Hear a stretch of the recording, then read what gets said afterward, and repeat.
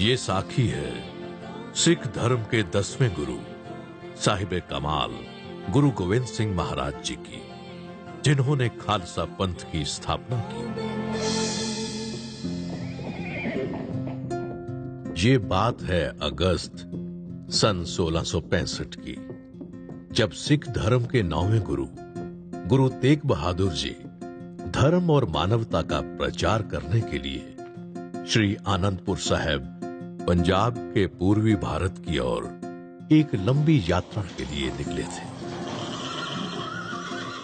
गुरु साहब अपनी माता नानकी जी, धर्मपत्नी माता गुजरी जी और उनके भाई श्री कृपाल चंद जी के साथ मथुरा, कानपुर, बनारस होते हुए मई 1666 में पटना पहुंचे।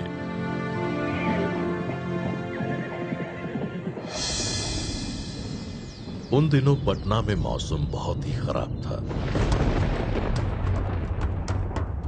बरसात थी कि रुकने का नाम ही नहीं ले रही थी। ऊपर से माता गुजरी जी की तबीयत भी बहुत खराब थी। ऐसी हालत में श्री गुरु तेग बहादुर जी ने माता गुजरी जी के लिए पटना में ही रुकने का बंदोबस्त किया। पटना के राजा फतेह चंद मैनी ने उनकी देखरेख का जिम्मा लिया और माता गुजरी जी के भाई श्री कृपाल चंद जी को परिवार की जिम्मेदारी देकर गुरु साहब खुद आगे आसाम की ओर यात्रा के लिए रवाना हो गए। 5 जनवरी 1666 को पटना की मुबारक धरती पर कलगीधर दशम पिता गुरु गोविंद सिंह महाराज जी का प्रकाश हुआ। उनका नाम गोविंद राय रखा गया। उनके जन्म के समय पटना से कई मील दूर करनाल जिले के एक छोटे से गांव थस्का में एक अनोखी घटना घटी। जब नमाज के समय सभी मुसलमान मक्का की ओर सजदा कर रहे थे, तभी एक फकीर मक्का की तरफ पीठ करके पूर्व दिशा में सजदा करने लगे। ये रब्बी फकीर सैयद भीकम शाह थे।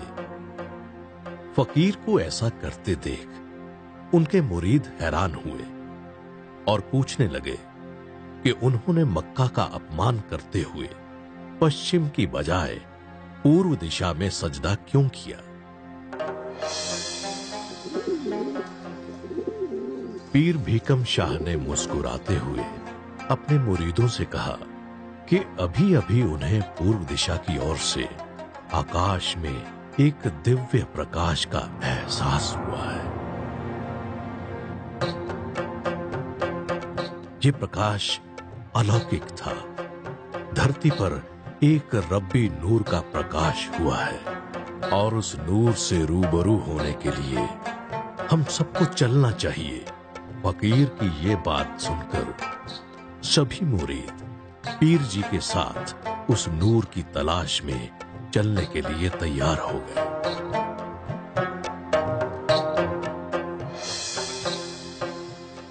लगभग 2 महीने का लंबा और कठिन सफर तय करने के बाद पीर भीकम शाह अपने मुरीदों के साथ पटना पहुंचे।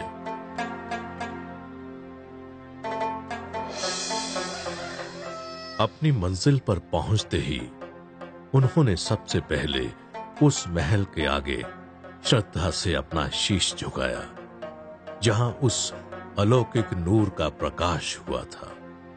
फिर उन्होंने महल की सेवादारनी से उस रब्बी नूर के दर्शन करने का आग्रह किया। सेवादारनी ने पीर भीकम शाह का संदेश माता गुजरी जी तक पहुंचाया। गुरु तेग बहादुर जी की गैर हाजिरी में माता गुजरी ने बालक गोविंद राय को किसी गैर से मिलाना मुनासिब नहीं समझा, लेकिन पीर भीकम शाह ने ठान लिया था कि उस नूर के दर्शन किए बिना वो वहां से जाएंगे नहीं। इसलिए उन्होंने अपने मुरीदों के साथ महल के बाहर ही स्थान ग्रहण कर लिया।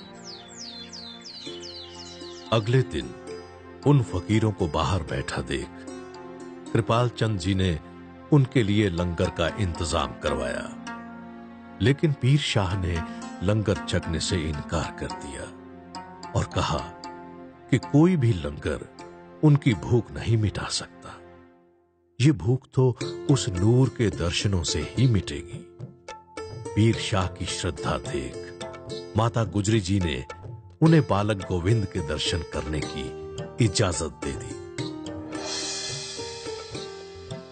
रब्बी बालक के अलौकिक रूप को देखकर पीर भीकम शाह अचंभित रह गए और उन्हें काफी देर तक निहारते रहे। पीर साहब ने बालक गोविंद के सामने 2 मिट्टी के मटके रखे। नन्हे गोविंद मटकों को देखकर मुस्कुराए और अपने दोनों हाथ उन दोनों मटकों पर रख दिए। ऐसा करता देख पीर भीकम शाह ने बालक गोविंद की तरफ अपना शीश झुका दिया। वहां उपस्थित सभी लोग पीर को ऐसा करते देख हैरान हो गए। पूछने पर पीर भीकम शाह ने बताया कि दोनों मटकों में मिठाई थी, एक में हिंदू की दुकान से और दूसरे में मुसलमान की दुकान से। मैं जानना चाहता था कि बालक गोविंद किसका साथ देंगे। उन्होंने दोनों मटकों पर हाथ रखकर यह बताया कि उन्हें हिंदू और मुसलमान दोनों ही प्यारे हैं, इसलिए वो हिंदू और मुसलमान दोनों का साथ देंगे। यही रब्बी नूर आगे चलकर सृष्टि के सबसे बड़े नायक सरबंसदानी दशम पिता गुरु गोविंद सिंह जी महाराज बने। उस जगह जहां गुरु जी का प्रकाश हुआ, आज उसको तख्त श्री हरमंदर जी पटना साहिब के नाम से जाना जाता है, जो सिख धर्म के 5 तख्तों में से एक है।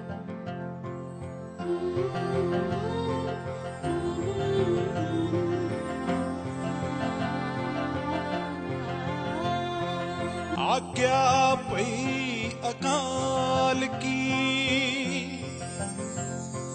आज्ञा पई अकाल की, तबे चलायो पंथ सब सिखन को